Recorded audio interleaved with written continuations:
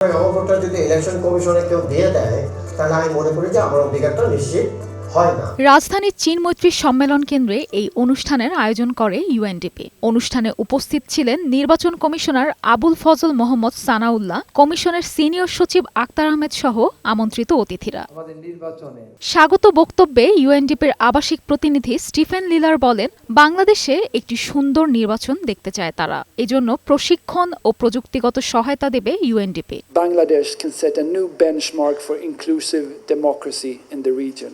আগামী জাতীয় সংসদ নির্বাচনে ২০ লাখ প্রতিবন্ধী ভোটাধিকার প্রয়োগ করবে বলে জানান ইসির সিনিয়র সচিব। আমরা যারা ভোট ব্যবস্থাপনার সাথে সরাসরি যুক্ত, তারা এই ধরনের সীমাবদ্ধতা নিয়ে যারা ভোট দিতে আসেন তাদেরকে সহায়তা করা, হ্যাঁ, এই সহায়তাটা বাড়াতে হবে, সহায়তাটা সহানুভূতির সাথে দেখতে হবে।